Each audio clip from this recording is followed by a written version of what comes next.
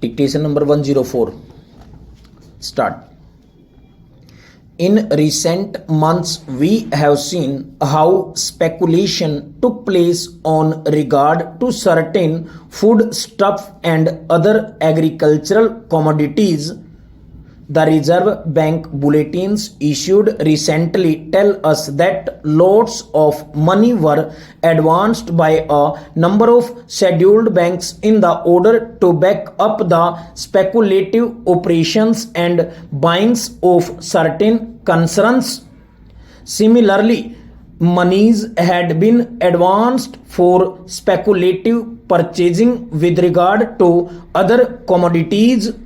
Such things are happening, but the point is that these speculations go on merely in this country, supported by those very elements who controlled the stock exchange and the financial world of our country. I should like to know to what extent this is going to be stopped. It is said that we are in a bad situation, and in order to give a proper direction to the planned development of the country, it is essential to direct the investments and speculative investments in particular. How much this measure conforms to these, I should like to know from the government. It appears to me that not very much will have come out of this measure, notwithstanding the fact that government is armed with these powers. It is of vital importance today that we should have proper control of our investments that are taking place, or cornering of shares in some cases.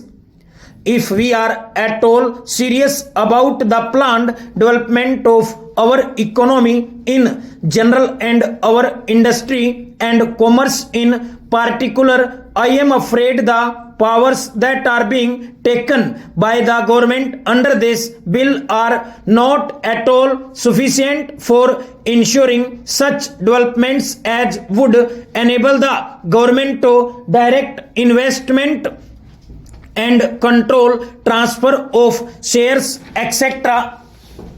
in conformity with the transfer of interests of planned economic development.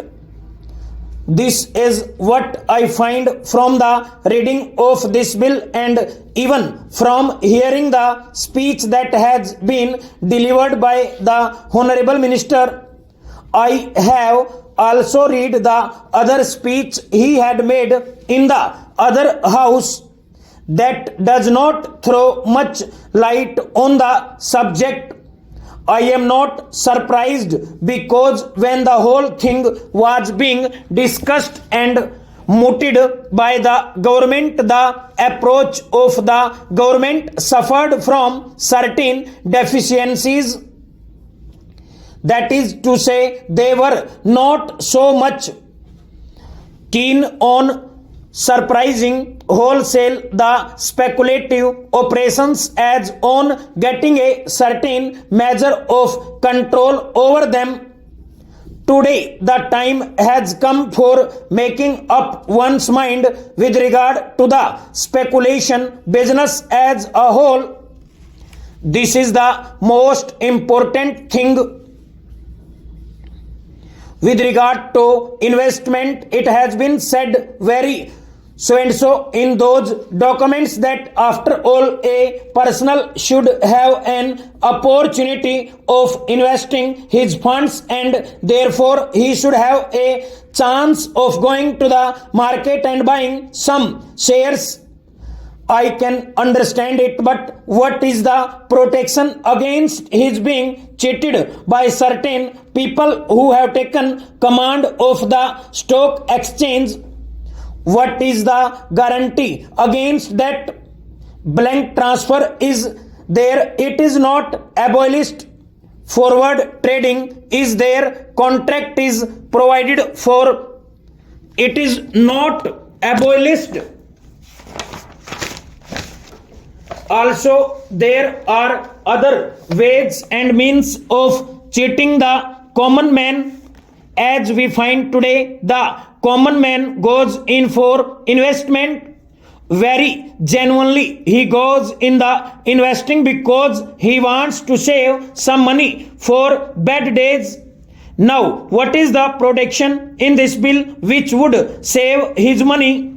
I find that there is no such effective guarantee. I should have thought that in considering this whole scheme of measures, the government would be interested in seeing as to how the heart of speculative operation could be crushed, namely the monopolists who control the stock exchange today. It is essential to hound them out of the field altogether. In Calcutta, they not only put up an outward show, but they have built underworld, and I suppose that underworld exists even today. A police raid took place, telephone system, and the whole so and so was discovered, which showed that certain big men in the stock exchanges were carrying on sub transmission business. This is a new type of underworld we have in our country in order to cheat the common man, in order to evade taxes, in order to carry on profiting and black market trades. Lots of things came to light that day, and the newspapers gave a lot of publicity. We came across certain very big people. Some of them are very well known patrons of the Congress party, the ruling party, who were hauled up in this fashion. What has happened to them, we would like to know when we discuss such a measure. They are the kings in the speculation world. They are the tycoons of that field. I would like to know what has happened to such people. What are you going to do with these speculators? Will they be allowed to operate openly or secretly in the field under this fashion, or are you really thinking of taking some action against them, not merely for apprehending those people who have gone underground and started underground business in this manner, but also the possible recruits to that underworld? I would like to know.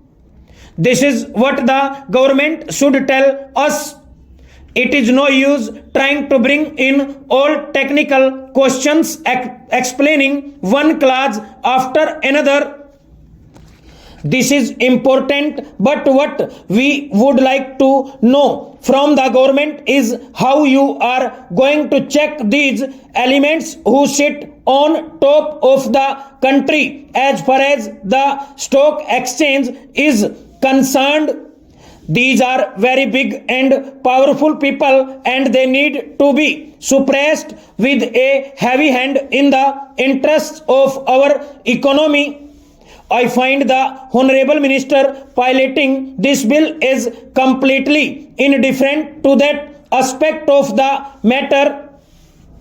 There have been cases where a person, a speculator, so to say, goes in for heavy purchases at one time. The heavy pressure boosts up the prices.